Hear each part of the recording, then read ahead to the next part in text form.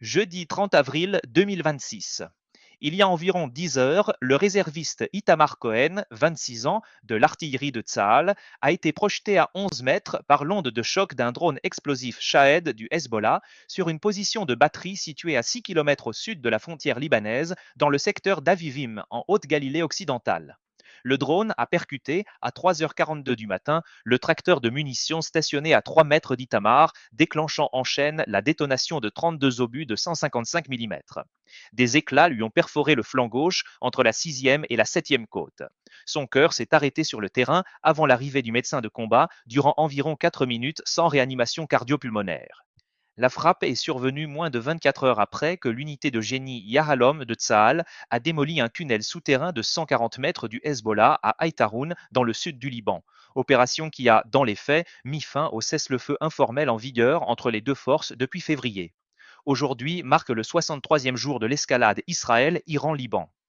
Le chirurgien militaire du Rambam Healthcare Campus à Haïfa, qui a opéré Itamar de 4h12 à 6h11 ce matin, a consigné dans le dossier médical que l'absence de séquelles neurologiques après 4 minutes d'hypoxie cérébrale, sans réanimation sur le terrain, n'a aucune explication clinique connue. La première phrase qu'Itamar a prononcée en reprenant connaissance dans l'hélicoptère Medvac fut, en hébreu, Drone Sheni, deuxième drone, une consigne destinée à prévenir le sergent Eitan Levy, commandant de la batterie, qu'un second Shahed était en approche. 90 secondes après l'évacuation de la position par l'unité, sur la base de cette unique phrase, un deuxième drone a frappé exactement l'endroit où Itamar était tombé, vaporisant le casque qu'il avait laissé au sol. L'enregistrement que vous allez entendre a été réalisé par Itamar depuis le lit 7 de la salle 4 du Rambam au petit matin de jeudi, avant l'arrivée du rabbin militaire, de l'officier de renseignement de l'unité, du conseiller juridique de Tsahal et du porte-parole opérationnel. En hébreu, avec un bandage chirurgical sur les côtes, une perfusion dans la main gauche, sa compagne Yael, debout juste derrière le rideau, et son voisin de chambrée, Yossi Ben Hari, seul soldat religieux de l'unité, assis en silence dans le lit voisin. Itamar est juif laïque, né à Sderot, sur la frontière de Gaza. Fils d'un chauffeur de bus mort dans un accident de la route en 2018 et d'une chanteuse de café à Tel Aviv. 3 ans de service militaire obligatoire, 5 ans de réserve active depuis le 7 octobre 2023. Un homme entraîné à ne se fier qu'à ce qui se mesure à l'instrument, se répète à l'entraînement et se valide en opération. Un homme qui, en 26 ans de vie, n'avait jamais ouvert un Tanakh de sa propre initiative. S'il choisit de raconter son histoire dans cette fenêtre précise du matin, c'est, selon ses propres mots, parce que dans 24 heures, 4 voix différentes lui expliqueront ce qu'il peut dire publiquement. Et avant que l'une de ces 4 voix ne vienne modeler l'ordre de ses phrases, il lui faut d'abord poser la forme brute de ce qui s'est passé. On publie sans coupe. Restez jusqu'au bout. Ce qui compte est dans la deuxième moitié. Je m'appelle Itamar Cohen, j'ai 26 ans, je suis réserviste à la Sayeret Givati, dans l'artillerie de Tsahal, servant sur l'obusier M109 Paladin de 155 mm. J'enregistre ceci ce jeudi matin, 30 avril 2026, depuis le lit 7 de la salle 4 du Rambam Healthcare Campus, à Haïfa, parce qu'il s'est passé quelque chose il y a une dizaine d'heures, sur un terrain à 6 km de la frontière sud du Liban, et il faut que je parle avant que plus de temps ne passe. D'ici 24 heures, j'aurai un rabbin militaire, un officier de renseignement de l'unité, un conseiller juridique de Tsahal et un porte-parole opérationnel pour m'expliquer ce que je peux et ne peux pas dire publiquement. Tout cela est légitime, tout cela fait partie de mon travail. Mais il y a une chose qui doit être consignée avant que l'une de ces 4 voix n'arrive, parce que si elles arrivent en premier, les mots sortiront déjà avec la forme de leur prudence, et il faut d'abord que je laisse la forme brute de ce qui est arrivé. J'ai grandi à Sderot, sur la frontière de Gaza. Ma mère s'appelle Lior, elle a 51 ans, elle est chanteuse de café à Tel Aviv, jazz vocal, hébreu ancien, ce style des années 50 et 60. Elle travaille dans un petit endroit de la rue Allenby, le mercredi et le vendredi. Mon père biologique s'appelait Yair. Il conduisait le bus Eged, ligne 47, Sderot, Be'er-Sheva. Il est mort en juin 2018, dans un accident de la route sur l'autoroute 1, en allant à Tel Aviv, quand un camion a franchi la ligne médiane. J'avais 18 ans, tout juste incorporé. J'ai pris ma permission de deuil à la base, je suis retourné au service 3 jours plus tard, et je n'ai pleuré devant personne. J'ai un petit frère, Ronnie, 19 ans, actuellement au service obligatoire dans la brigade Givati. 2 frères à Tsahal, situation à laquelle ma mère essaye de ne pas trop penser. En 2021, ma mère s'est remariée, avec un homme appelé Doron Almog, mécanicien à Olonne, propriétaire d'un garage. J'ai apprécié Doron tout de suite, direct, peu bavard, le genre d'homme qui répare ce qui est cassé sans commenter le fait que c'est cassé. Avant-hier, mardi après-midi 28 avril, Doron a fait un AVC hémorragique dans son atelier, et il est depuis dans un coma artificiel à l'Ishilov Medical Center, à Tel Aviv. J'y reviendrai, parce que ça compte pour la suite. J'ai grandi à Sderot. Quand on grandit à Sderot, on apprend à compter les secondes avant d'apprendre à lire. Tseva Adom, alerte rouge, c'est le son de la sirène qui retentit quand une roquette part de Gaza. On a 15 secondes pour atteindre un abri. 15. On retient les abris du quartier, comme d'autres gamins retiennent les noms des joueurs de foot. La première fois que j'ai pensé à Dieu, à quelque chose qui ressemble à ce qu'un adulte appelle Dieu, j'avais 7 ans, dans un abri de la rue Eliaou à Shalom, sous une couverture avec ma mère, à attendre la déflagration. Je n'ai pas pensé « Dieu », j'ai pensé « quelqu'un écoute ». Je n'ai pas su répondre à la question de savoir s'il y avait quelqu'un. J'ai grandi en écoutant. Bar mitzvah à Sderot parce que ça se faisait, et c'est tout. Synagogue uniquement à Yom Kippour, et seulement à cause de ma mère. Yeshua, pour moi, c'était ce que les chrétiens appellent Dieu. Un mot que d'autres employaient, dans d'autres langues, dans d'autres quartiers de l'histoire. Pas mon mot. J'avais 14 ans à l'été 2014, l'été de l'opération Tsuk Eitan. J'ai pris le bus 47 de la compagnie Eged, à Sderot, pour aller chez ma cousine à Be'er Sheva. Je me suis assis 5e rang, côté droit, près de l'allée. 2 arrêts plus loin, une femme est montée avec un sac noir et le regard fixe. Je l'ai regardée plus longtemps que je ne le ferai aujourd'hui. À cet âge-là, on n'a pas encore appris à feindre de ne pas voir. Elle est descendue 2 arrêts plus tard et a laissé le sac sous le siège.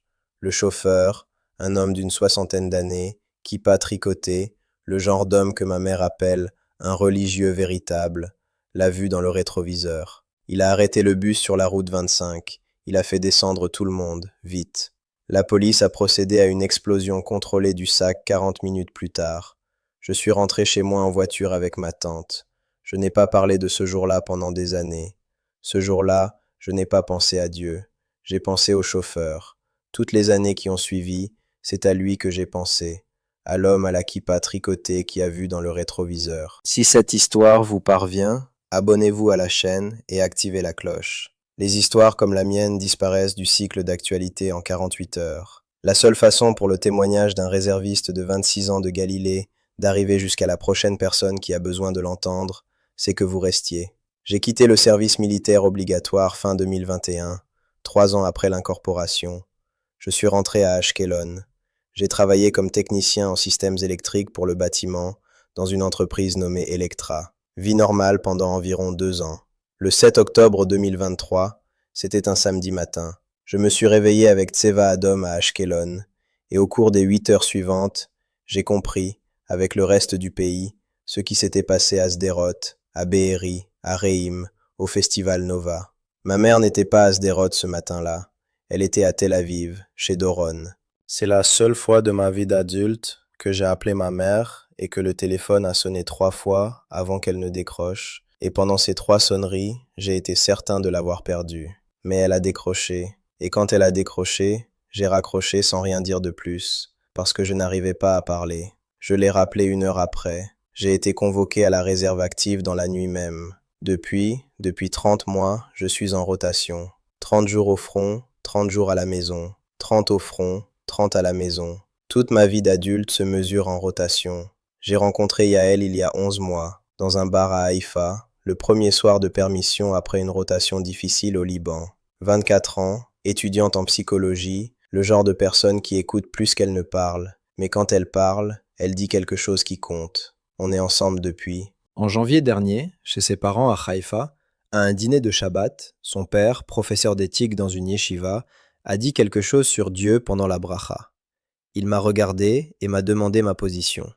J'ai répondu, en hébreu, « Lo hasektia sheli », pas mon rayon. J'ai répondu vite. Ils ont ri. Yael a ri aussi. Mais avant son rire, il y a eu une demi-seconde de silence. J'ai vu cette pause. J'ai cru avoir clos la conversation. Elle, non. Avant-hier, mardi 28, 14 heures, ma mère a appelé. Voix maîtrisée, la voix qu'elle prend quand elle se retient. Elle a dit « Itamar, Doron s'est effondré au garage. AVC. Je file à Lichilov. » J'étais à la batterie, en rotation active, jour 17 du cycle en cours. J'ai demandé 30 secondes au capitaine Eitan Levy. Eitan m'a regardé et m'a dit, en hébreu, « Vas-y ». J'ai pris l'Iveco de l'unité, j'ai roulé 2 heures jusqu'à Tel Aviv. Je suis arrivé à Lichilov à 16h30. Doron était dans un coma artificiel. Le médecin a parlé de pression intracrânienne et de wait and see. Ma mère assise à droite du lit, sa main dans la sienne, sa bouche close. Je suis resté 6 heures. Je suis rentré à la base au milieu de la nuit, mercredi tôt. L'unité tournait en sous-effectif. 3 soldats étaient en permission de deuil depuis la semaine précédente, après une attaque à Kfar Giladi. Je devais y retourner. J'ai cru prendre la bonne décision. Je crois encore que c'était la bonne. Mercredi 29 avril, hier. Position de batterie au nord d'Avivim, Galilée occidentale. On est 6 dans le véhicule. Le capitaine Eitan Levy, sergent opérationnel, 32 ans, marié, 3 enfants à Modine, kippa tricoté. Moi, Itamar, 26 ans. Le sergent Roni Tabib, à ne pas confondre avec mon frère Roni, c'est un autre Roni Tabib, 24 ans, de Petah Tikva. L'artilleur David Mizrahi, 22 ans, de Beersheva. Le chargeur Yossi Ben Ari, 28 ans, de Beit Shean, juif orthodoxe pratiquant, le seul du véhicule. Et le conducteur Aviv Cohen, 30 ans, d'Eilat. Travail opérationnel standard. Tire toutes les 90 minutes sur les points de lancement de roquettes du Hezbollah, au nord. Entre les tirs, on s'assoit, on fume, on boit du café noir, on ne dort pas. Nuit de mercredi à jeudi. Le cessez-le-feu, formellement en vigueur depuis février, était dans les faits rompu depuis 18 heures. L'unité Yahalom avait démoli, dans la nuit de mardi, un tunnel de 140 mètres du Hezbollah à Aïtaroun. Le Hezbollah a répliqué avec 7 roquettes sur Kiryat Shmona le matin même. La tension à la batterie était haute. Tout le monde savait que le Hezbollah allait riposter spécifiquement sur des positions d'artillerie. Eitan a dit, au dîner, « La nuit va être longue ». J'ai acquiescé. Yossi Ben Ari, l'orthodoxe, a fait Shaharit, la prière du matin, hors de l'horaire prescrit, avant le lever du soleil. Une chose qu'il ne fait pas en rotation normale. Je l'ai vu et je n'ai rien dit. 2 heures du matin, tir de couverture pour une unité d'infanterie en incursion à 4 km à l'intérieur du Liban. La batterie a tiré 6 obus en 22 minutes. Chaleur du tube, odeur de cordite. J'ai retiré mon casque pour m'essuyer la sueur. Je savais que c'était une petite faute, je l'ai faite quand même. Eitan a dit « Kova, casque ». Je l'ai remis. Je n'ai pas oublié cette phrase. C'est la dernière chose qu'Eitan m'a dite avant le drone. 3h15, pause opérationnelle. J'étais hors du M109, en train de fumer, à côté du tracteur de munitions, un camion Iveco chargé de 32 obus de 155 mm, sanglé par chaîne. Aviv conduisait le tracteur pour le repositionner 10 mètres à l'est. J'avais la main gauche sur le pare-choc arrière, 3 mètres du camion, en train de fumer. 3h41, son distinct. Pas une roquette, pas un obus, un bourdonnement bas, continu, assez fort pour fendre le silence du terrain. Le son que tout soldat du front nord a appris à reconnaître ces dernières semaines. Shahed 136, drone explosif iranien, fourni par les gardiens de la révolution au Hezbollah. Les soldats décrivent ce son comme une tondeuse à gazon mécanique dans le ciel, ou un cyclomoteur sans pot d'échappement. Un son qui paraît petit jusqu'à ce qu'il soit juste au-dessus de toi. J'ai tourné la tête. Eitan, à l'intérieur du M109, moteur en marche, intercom ouvert, n'a rien entendu. Aviv, à l'intérieur du tracteur en marche, n'a rien entendu. J'ai crié, en hébreu, « À couvert, drone, drone en haut ». J'ai laissé tomber la cigarette. Ma main gauche est partie vers la radio opérationnelle, sur la patte d'épaule. Je n'ai pas eu le temps de finir. 3h42. Le drone a percuté le tracteur sur le flanc de la benne, en plein milieu du chargement. J'ai vu l'impact avant de l'entendre. Boule de lumière blanc-orange, du genre qui remplace tout ton champ de vision pendant 2 secondes. Onde de pression avant le son. Mes pieds ont quitté le sol avant que mon cerveau n'enregistre que quelque chose s'était passé. L'onde de choc m'a projeté à 11 mètres. J'ai atterri sur la terre battue, sur le dos. Poumon vide. Oreille gauche, un sifflement aigu, continu, et rien d'autre. Mon casque à 3 mètres sur ma droite, sans tête à l'intérieur. Jambe encore là, main droite encore là, main gauche, incapable de la localiser. J'ai essayé de relever la tête. Elle ne s'est pas relevée. Un éclat de 5 centimètres avait perforé mon flanc gauche, entre la 6e et la 7e côte. Un autre avait éraflé mon artère fémorale droite sans la sectionner. Le sang sortait de mon flanc gauche à un rythme que j'ai enregistré, froidement, comme le rythme de quelqu'un qui sera mort dans 4 minutes. Mes yeux sont allés au ciel d'avant l'aube. Il y avait une seule étoile encore visible, basse, à gauche. J'ai pensé, Emma, maman. Je n'ai pas pensé à Dieu, j'ai pensé à ma mère, dans la cuisine de Sderot, seule. Et après ça, mon cœur s'est arrêté. Et ce qui s'est passé dans les 4 minutes suivantes n'entre dans aucune catégorie d'aucun manuel militaire que j'ai jamais lu, n'entre dans aucune catégorie d'aucun manuel de médecine non plus. Pour dire la vérité, n'entre dans aucune catégorie de tout ce que j'ai appris en 26 ans de vie dans une ville frontière de l'État d'Israël. C'est ce que je vais raconter maintenant. Si ce témoignage vous parvient, abonnez-vous à la chaîne et activez la cloche maintenant. Aujourd'hui, c'est le 63e jour de l'escalade militaire la plus grave qu'ait connue le Proche-Orient depuis plus de 40 ans. Et demain, il y aura un autre titre, et un autre, et encore un autre. Et les voix individuelles qui ont été à l'intérieur des événements disparaissent du cycle en 48 heures. Itamar Cohen est l'une de ces voix. Ce n'est pas une figure publique, il ne brigue rien. C'est un réserviste de 26 ans qui a encaissé l'onde de choc d'un drone iranien fourni au Hezbollah, est resté 4 minutes le cœur arrêté sur un terrain à 6 km du Liban, est revenu avec des consignes précises qui ont sauvé 5 soldats de sa propre unité, et a décidé, 10 heures plus tard, que ce qui s'était passé entre l'arrêt et la reprise de son cœur était quelque chose qu'il n'avait pas le droit de garder pour lui. Si vous avez déjà monté la garde à un poste militaire, n'importe quel poste, n'importe quel uniforme, n'importe quelle frontière du monde, restez avec lui. Si quelqu'un de votre famille a déjà été plongé dans un coma artificiel et que votre souvenir le plus net de la semaine est l'odeur du couloir des soins intensifs, restez avec lui.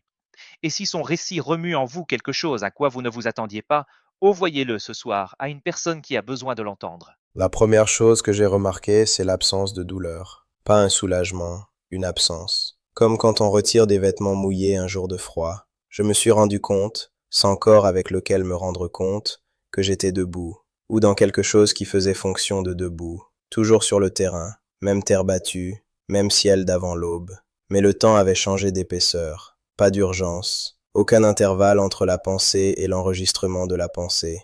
J'ai regardé en bas. J'ai vu mon propre corps, sur le dos. Le sang du flanc gauche dessinait un cercle sombre d'environ 2 mètres de diamètre sur la terre. Le casque à 3 mètres sur la droite. La cigarette encore allumée, braise faible, à un demi-mètre de l'épaule de mon corps. J'ai enregistré, sans panique, sans cinéma, sans métaphore. C'est moi, je suis là. C'était comme être sur 2 couches en même temps, et la couche nouvelle était la plus solide. À ma gauche, à environ 3 pas, il y avait un homme.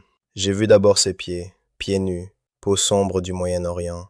La plante posait sur la terre battue sans s'enfoncer. J'ai levé les yeux, robe blanche simple, sans or, sans ornement, sans ceinture. J'ai monté plus haut, main ouverte le long du corps, paume vers l'avant, et une cicatrice ronde, de l'épaisseur d'un clou, sur le poignet droit. Une autre cicatrice, identique, sur le poignet gauche. J'ai monté encore, cheveux sombres jusqu'aux épaules, barbe courte. J'ai regardé son visage. Et moi, juif laïque de Sderot, 26 ans, 3 ans de service obligatoire à Tsahal, 5 ans de réserve active, qui n'avait jamais pensé à Yeshua autrement que comme un non-chrétien employé dans d'autres quartiers de l'histoire. J'ai su. J'ai su dans une couche antérieure à toute interprétation. J'ai su comme on lit à voix haute une langue qu'on a toujours su lire en silence. Je l'ai regardé dans les yeux. Et ce que j'ai vu dans ses yeux, je ne saurais pas le décrire correctement maintenant. Peut-être jamais. Ses yeux ne reflétaient pas la lumière d'avant l'aube. Ses yeux émettaient une lumière propre, calme, sans agression, sans urgence cinématographique. Des yeux qui me savaient, pas qui me reconnaissaient, qui me savaient, comme celui qui a lu son fils depuis le ventre et n'a oublié aucune page du livre. Il a dit un mot, en hébreu, Itamar, pas comme un appel lointain, comme quelqu'un qui parle à une personne juste devant lui, à distance de respiration. Et il l'a dit avec l'accent de Sderot, cadence finale légèrement tombante, manière du sud, inflexion de ville frontière. J'ai reconnu l'accent de mon propre quartier dans la bouche de quelqu'un qui n'avait jamais mis les pieds dans mon quartier. J'ai su, à cet instant, qu'il avait été dans tous les quartiers, tous les accents, toutes les années. Il a dit, en hébreu, Ani Yeshua, je suis Yeshua. Moi, laïc, incrédule, entraîné à me méfier de tout discours religieux venant de l'extérieur, avec en moi le résidu culturel de ma mère sur les missionnaires chrétiens messianiques qui essaient d'évangéliser les Juifs à Tel Aviv, j'ai senti que l'instinct de méfiance, simplement, ne venait pas. Pas parce qu'il avait été refoulé, parce qu'il n'avait pas de sens. Comme quelqu'un qui essaierait de s'étonner que le soleil soit du côté est de l'horizon le matin. On ne s'en étonne pas, parce que c'est là qu'il est. Il a dit, j'étais avec toi dans le bus 47 à Sderot, à l'été 2014. Tu te souviens du sac noir? Tu te souviens du chauffeur à la kippa tricotée? Moi aussi je me souviens. Moi, qui n'avais raconté cette histoire qu'à 3 personnes en 12 ans, j'ai senti quelque chose dans la poitrine céder. Je n'ai pas pleuré. Il n'y avait pas de larmes dans cette couche-là. Mais quelque chose, en dessous des larmes, a cédé. Il a dit, j'étais avec toi la nuit où ton père est mort à Litchilov, dans le couloir des soins intensifs, en juin 2018. Tu ne m'as pas vu. Tu as cru que tu étais seul. Tu ne l'étais pas. Il n'enseignait pas. Il rappelait, comme quelqu'un qui corrige doucement un neveu chéri qui s'est trompé d'année lors d'un dîner de famille. Il a dit, j'ai 3 choses à te dire. Tu vas revenir. Tu dois bien écouter. Et moi, qui en 14 ans de Tsahal avait appris à mémoriser une consigne verbale sous pression, j'ai fait ce que je fais. J'ai verrouillé le focus. Première chose, il a dit, il y a un deuxième drone qui arrive. Il atteindra son point d'impact 7 minutes après l'instant où tu te réveilleras. Il frappera l'endroit exact où ton corps se trouve maintenant. Au réveil, ta première phrase sera pour Eitan. Dis, drone Chéni. Deuxième drone. Il comprendra. Deuxième chose, il a dit, ta mère est à Sderot. Elle est assise à la table de la cuisine. Il y a un flacon ouvert sur la table, clonopine. Elle ne l'a pas encore pris. Elle est tout près. Tu dois l'appeler avant midi. Elle décrochera. Dis-lui que tu sais et que tu es vivant et que cela veut dire quelque chose. Troisième chose, il a dit, je suis d'Israël, je suis de Bethléem, je suis de Galilée. Tu es mon peuple. Tu n'as pas été trompé par les chrétiens. Eux aussi sont à moi. Même si beaucoup se sont trompés sur qui vous êtes. Je suis ton Mashiach. Je ne suis pas venu te retirer de ton peuple. Je suis venu te rappeler à ton peuple. Moi, qui avais entendu le mot Mashiach toute ma vie à la synagogue, sans jamais y avoir senti de poids, j'ai senti un poids. Le poids de celui qui a un nom, et que le nom reconnaît en retour. Il s'est avancé d'un pas. Il a posé sa main droite au centre de ma poitrine. Pas la poitrine du corps couché par terre, la poitrine de la couche nouvelle, ou de la couche ancienne, je ne saurais pas dire. Il a dit à voix basse, « Reviens maintenant. Souviens-toi des 3 choses. Je serai plus proche que tu ne le sais. » Et je suis revenu. Je me suis réveillé à l'intérieur de l'hélicoptère Medevac. Bruit du rotor, lumière rouge de cabine. Un médecin de combat, sergent, peut-être 23 ans, tenait le masque à oxygène à la main, sur le point de me l'appliquer sur le visage. Il m'a vu ouvrir les yeux et a crié à l'autre médecin en hébreu. Il est revenu, pou !» Et avant de sentir la douleur est venue 4 secondes plus tard, monstrueuse, comme tombée dans une fournaise. J'ai arraché le masque de sa main et j'ai dit, en hébreu, « Drone Chéni, deuxième drone. Appelle Eitan tout de suite, dit Drone Chéni. » Le médecin n'a pas discuté. Les médecins de combat de Tsahal sont entraînés à obéir sous pression. Il a saisi la radio. Il a dit « Bravo Charlie, message du patient. Drone Chéni, deuxième drone. Position de batterie. Évacuez maintenant. » L'opérateur de la base a transmis à Eitan en 4 secondes. Eitan, à 6 km de là, encore à la batterie, encore en train de ramasser les blessés de l'explosion initiale, a entendu. Et Eitan, père de 3, marié, kippa tricoté sur la tête depuis l'enfance, a entendu et n'a demandé aucune confirmation. Il a crié à l'unité « Tous dans l'Iveco, maintenant, on bouge !» En 90 secondes, l'unité était à 400 mètres de la position. Le deuxième drone, le second Shahed, en retard de 7 minutes sur le premier, a frappé l'endroit exact où mon corps était tombé. Cratère de 2 mètres de diamètre. Mon casque, qui était resté là, s'est vaporisé. La cigarette qui était encore allumée à un demi-mètre de l'épaule de mon corps, vaporisée. Eitan, depuis l'Iveco, a vu le flash. Il est resté silencieux le reste du vol jusqu'à la base Medevac. 4h12. Je suis entré au bloc à Haïfa. J'en suis ressorti à 6h11. éclat retiré. Poumon gauche perforé, drainé. 6e et 7e côte fracturée. Artère fémorale droite éraflée mais non sectionnée. Aucune atteinte neurologique. Le chirurgien, médecin militaire d'environ 50 ans, a dit à l'équipe au bloc que cet arrêt cardiaque de 4 minutes sur le terrain, sans réanimation cardio-pulmonaire pendant 2 d'entre elles, aurait dû produire des lésions cérébrales mesurables. Il n'y en a pas. Il n'a pas d'explication.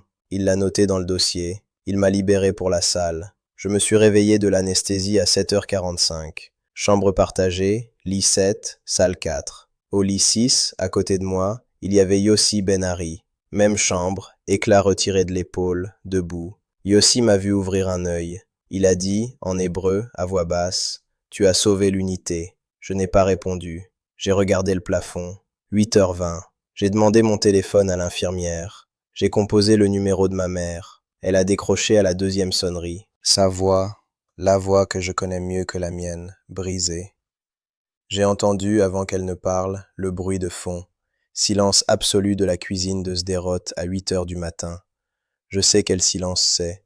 Je me suis redressé dans le lit, les côtes ont protesté. J'ai dit, Ima, je suis vivant, je suis au Rambam, et je sais pour le flacon. Elle n'a pas répondu pendant 7 secondes. Je les ai comptées, 7 secondes exactes. Puis elle s'est mise à pleurer, pas un petit pleur, le pleur d'une femme qui était au bord et qu'on a tiré en arrière. Elle a dit, « Comment tu sais, Itamar, comment tu sais ?»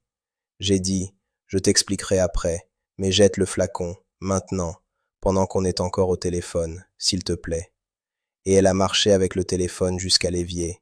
J'ai entendu le bruit des comprimés tombant dans l'inox. J'ai entendu l'eau qui coulait.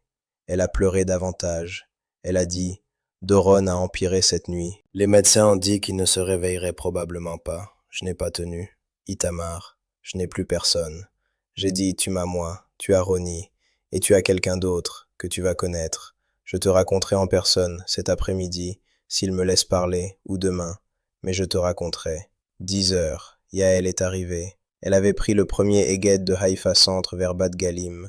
Elle est entrée dans la chambre. Elle n'a rien dit pendant une vingtaine de secondes. Elle s'est assise sur la chaise à côté du lit. Elle a posé sa main sur ma main droite. La gauche était sous perfusion. J'ai dit, Yael, tu te souviens, au dîner de ton père, en janvier, quand il a parlé de Dieu et que j'ai dit que ce n'était pas mon rayon? Elle a fait, J'ai dit, ça va être mon rayon, à partir de maintenant. Elle n'a pas eu l'air surprise. Elle a serré ma main, et elle a dit, d'accord, 11h15. Le capitaine Eitan est entré. Tenue opérationnelle, encore la poussière de la position sur les Rangers. Il s'est assis au bord du lit. Il n'a rien dit pendant presque une minute entière. Puis il a dit, en hébreu, « Tu nous as sauvés. Je ne sais pas comment tu as su, pour le 2e drone, mais tu nous as sauvés. » J'ai dit, « Je te raconterai, mais pas maintenant. » Il a dit, « Tu me racontes quand tu voudras, j'attendrai. » Et il est sorti. Yossi Ben-Ari, dans le lit voisin, a attendu qu'Eitan sorte. Il m'a regardé. Il a dit, en hébreu, à voix basse, « Tu as vu quelque chose. J'ai vu ta tête quand tu t'es réveillé. Tu as vu quelque chose. » J'ai regardé Yossi. J'ai décidé. J'ai raconté. Pas tout, juste ce qu'il fallait. Le nom, les pieds nus, les cicatrices au poignet, les 3 choses. Yossi a écouté en silence absolu. Puis il a fait quelque chose à quoi je ne m'attendais pas. Il a pris le sidour sur sa table de chevet et l'a feuilleté jusqu'à une page précise. Il a dit, en hébreu, « Lis ça. » C'était Isaïe 53, je l'ai lu. Mais il était blessé pour nos péchés, brisé pour nos iniquités. Le châtiment qui nous donne la paix est tombé sur lui, et c'est par ses meurtrissures que nous sommes guéris. Je l'ai relu. Yossi a dit, c'est à nous, ça l'a toujours été. À un moment donné, on a arrêté de le lire. Je ne savais pas que ce texte existait dans notre livre. Yossi est resté silencieux. Je l'ai lu une 3e fois. J'ai redemandé le téléphone à l'infirmière. Je lui ai demandé de fermer le rideau autour du lit 7. J'ai demandé à Yael de rester de l'autre côté du rideau, adossé au mur, pour que personne n'entre. J'ai calé le téléphone sur la table de chevet. Je me suis redressé. J'ai appuyé sur enregistrer.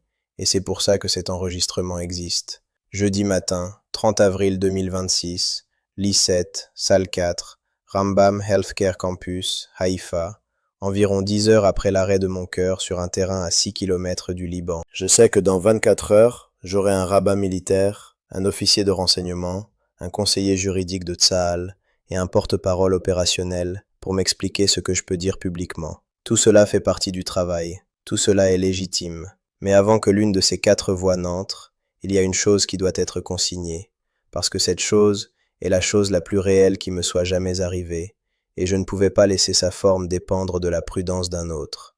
Ima, tu vas entendre ceci avant de me voir en personne. Je sais pour le flacon, je sais pour Doron, je sais pour le silence de la cuisine ce matin, et je sais encore une chose, quelqu'un était avec toi ce matin, à cette table. Ce n'était pas la peur, ce n'était pas la fatigue, c'était quelqu'un. Il m'a dit d'appeler. Il est avec toi aussi, il l'a toujours été. Yossi, merci pour Isaïe 53. Je le relirai cet après-midi, et demain, et tous les jours de cette semaine de convalescence. Tu as raison, c'est à nous, ça l'a toujours été. Eitan. Le deuxième drone, je ne suis pas voyant, je n'ai aucun don. Quelqu'un me l'a dit, et m'a dit de te le dire dès mon réveil. J'ai fait ce qu'on m'a demandé de faire. Tu as fait ce que tu avais à faire. Les 4 qui sont rentrés chez eux aujourd'hui sont rentrés parce que tu as choisi d'écouter. À ceux qui sont en rotation active en ce moment, Galilée, Gaza, Vallée du Jourdain, n'importe quelle frontière, vous passez des heures en silence à votre poste. Vous pensez à la femme, à l'enfant, au père qui n'est plus là, à la mère qui est seule, moi aussi, et je croyais être seul dans ces pensées-là. Je ne l'étais pas, vous non plus. Celui qui a marché à mes côtés ce matin, sur un terrain à 6 kilomètres du Liban, ne marche pas seulement avec les religieux, il marche avec le soldat laïque. Il marchait avec celui qui n'a jamais ouvert un sidour. Il a marché avec moi, et je ne l'avais pas ouvert. Yaël. J'ai dit au dîner de ton père, en janvier, que ce n'était pas mon rayon. Je l'ai dit trop vite. C'était de la lâcheté déguisée en pragmatisme. Aujourd'hui, c'est mon rayon, et je vais apprendre. J'espère que tu apprendras avec moi. Je suis Itamar Cohen. Je suis de Sderot. J'ai 26 ans. Je suis réserviste à la Sayeret Givati, dans l'artillerie de Tsahal. Je suis l'homme qui se tenait debout à côté du tracteur de munitions à 3h41 du matin, du 30 avril 2026, quand un drone Shahed du Hezbollah a frappé le tracteur. Je suis l'homme dont le cœur s'est arrêté sur le terrain pendant environ 4 minutes. Je suis l'homme qui a vu, durant ces 4 minutes, quelqu'un qui savait mon nom, savait le bus 47 de Sderot de l'été 2014, savait le couloir de l'Ishilov de 2018, savait la table de la cuisine où ma mère était assise ce matin. Je suis l'homme qui est revenu avec 3 consignes et qui, jusqu'à la seconde où j'enregistre ceci, n'a réussi à trouver pour aucune des 3 d'explication par d'autres catégories. Et je vais vivre, à partir de maintenant, comme quelqu'un qui a su, parce que j'ai su. Ce que vous venez d'entendre est le témoignage, enregistré 10 heures après l'impact, du réserviste Itamar Cohen de l'artillerie de Tsahal, dont la batterie a été frappée par un drone Shahed du Hezbollah à l'aube du 30 avril 2026, en Haute-Galilée occidentale. Son cœur s'est arrêté sur le terrain pendant environ 4 minutes. 5 camarades de son unité sont rentrés chez eux aujourd'hui parce qu'il s'est réveillé dans l'hélicoptère Medvac et qu'il a prononcé une seule phrase en hébreu, deuxième drone. Une consigne qu'il n'avait aucun moyen conventionnel de connaître et qui a été confirmée 90 secondes plus tard par le cratère ouvert là où se tenait la position de la batterie. Le chirurgien militaire qui l'a opéré a consigné qu'il n'a aucune explication clinique à l'absence de lésion cérébrale. Sa mère, à Sderot, a décroché le premier appel de son fils avec un flacon ouvert de clonopine sur la table de la cuisine, non pris, mais à portée de main. Son voisin de lit, Yossi Ben-Ari, soldat orthodoxe, lui a ouvert pour la première fois de sa vie le livre d'Isaïe au chapitre 53. Tsahal va enquêter sur ce qui s'est passé. Le rabbinat militaire va enquêter sur ce qui s'est passé. Et beaucoup d'entre vous, en regardant maintenant, sont déjà en train de bâtir leur propre réponse à tout cela. Leur propre poids silencieux, la question qu'ils n'ont pas posée, le morceau de mémoire que cette histoire vient de toucher et de réveiller. Dites-le nous en commentaire. Dites ce que vous auriez ressenti si la terre bâtie avait été sous votre dos et le ciel d'avant l'aube la dernière chose dans votre champ de vision avant que le temps n'ouvre une nouvelle couche. Dites ce que vous auriez fait de vos propres 10 heures suivantes. La prochaine vidéo de la chaîne vous attend déjà à l'écran. Ne la sautez pas. L'histoire ne s'arrête pas ici. On se retrouve dans la suivante.